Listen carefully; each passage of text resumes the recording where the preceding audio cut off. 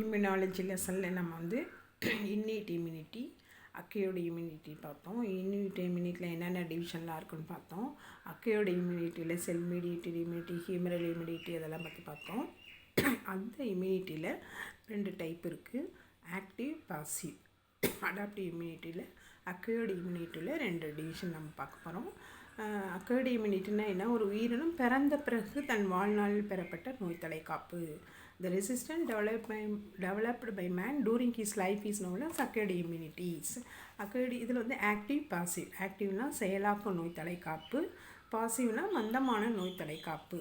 Acquired immunity பொதுவாகவே நம்ம உடம்புக்குள்ளார ஏதாவது வைரஸ், பாக்டீரியா இதெல்லாம் உயிருள்ள பொருள் உள்ள நுழைஞ்சுன்னா அது இன்ஃபெக்ஷன், தொற்று, நோய் தொற்று வந்துச்சுன்னு சொல்லுவோம். உயிரற்ற பொருள் ஏதாவது தூசி, பொல்லுட்டன்லாம் வந்து அது அலர்ஜின்னு சொல்லுவோம். அதனால் வரக்கூடியதை இப்போ வந்து பெறப்பட்ட நோய் தடைக்காப்பில் 2ஆக பிரிச்சிருக்காங்க, செயலாக்க, மந்தமான, ஆக்டிவ், பாசிவ். ஆக்டிவ்ஸ் வந்து நேச்சுரலாக இன்ஃபெக்ஷன் ஆகிறது, பாக்டீரியா, வைரஸால் வரும்போது நம்ம வந்து வேக்சின் கொடுத்தோ அல்லது இயற்கையாக நம்ம உடம்புல வர்றது. ஒரு நேச்சுரல்னு பார்க்கும்போது இதில் நம்ம ஒரு தடவை அம்மா வந்துச்சுனாக்கா, அம்மா வந்தபோது அந்த வைரஸ் எதிர்க்கிறதுக்கு நம்ம உடம்புல சில ஆன்டிபாடிஸ் உருவாகும். அதை நினைவு வச்சுக்கிட்டு அடுத்த முறை வராமல் பாதுகாக்கும். லைஃப் லாங் நம்ம இம்யூனிட்டி பவர் பெற்றிருப்போம். அது நேச்சுரல். எதிர்ப்பொருளை உருவாக்குவதன் மூலம் ஏற்படும் நோய் தடைக்காப்பு, ஆன்டிபாடிஸ் உருவாக்குவதன் மூலம். ஆர்டிஃபிஷியல் வந்து நம்ம வேக்சின் கொடுக்குறது, பிறந்தோடனே கொடுப்பாங்க, 3 மாதத்தில் கொடுப்பாங்க, 6 மாதத்தில் கொடுப்பாங்க, 1 வயசு வரைக்கும் தடுப்பூசி அப்படியே அட்டவணை வேறு போட்டு கொடுத்துட்ருப்பாங்க. பிசிஜி, டிபிடி, போலியோ அப்படின்னு கொடுத்துட்டே இருப்பாங்க.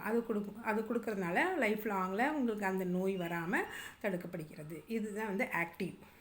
இதில் வந்து நினைவாற்றல் உண்டு. ஒரு தடவை கொடுக்கும்போது அது நினைவு வச்சுக்கிட்டு அவங்க உடம்புல இருந்துக்கிட்டு லைஃப் லாங் அவங்களுக்கு வந்து நோய் வராமல் பாதுகாக்கிறது. மெமரி செல்ஸ் உண்டு. தடுப்பூசி மூலமாக வரக்கூடியது இது.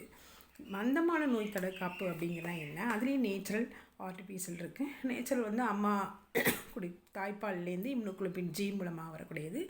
ஆர்டிஃபிஷியல்னு பார்க்கும்போது இதில் வந்து இப்போ நம்ம இதில் வந்து வேக்சின் தான் கொடுக்குறோம், ஆக்டிவில் தடுப்பூசி கொடுக்குறோம். ஒரு தடவை நோய் வந்ததுன்னா அந்த நோய் மூலமாகவே அவங்க வாழ்க்கையில் பெற்றுக்குவாங்க, அக்வைட் பண்ணியிருப்பாங்க. இங்கே ஆர்டிஃபிஷியல்னால் சிலருக்கு வந்து இந்த வேக்சின் கொடுத்துமே அவங்க இயற்கையாகவே அவங்க உடம்புல எதுவுமே இல்லை, எந்த நோய் தடுப்பாற்றலுமே இல்லை. அப்படிங்கும்போது வேறு ஒருத்தவங்க உடம்புலேருந்து ஆன்டிபாடிஸ் இருக்கிறது, இயற்கை முறையில் ஆன்டிபாடியில் கொண்டு வந்து அவங்க உடம்புலேயே வந்து ஆன்டிபாடி உருவாகாது, வெளியிலேருந்து அவங்க உடம்புல செலுத்துறது. இங்கே மெமரி செல்லாம் கிடையாது. அந்த ஆன்டிபாடி டைரெக்டாக அவங்களுக்கு இன்ஜெக்ஷன் போடுவாங்க. இன்ஜெக்ஷன் மூலமாக டெட்டனஸ், டிப்தீரியா, ஸ்மால் பாக்ஸ் இதுக்கெல்லாம் இந்த மாதிரி கொடுக்குறாங்க. இதில் நினைவாற்றல் சொல்லிடுது.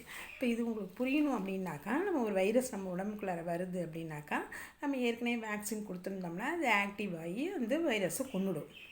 ஆனால் இந்த இதுவுமே அவங்களுக்கு செயல்படலை அவங்க உடம்புல.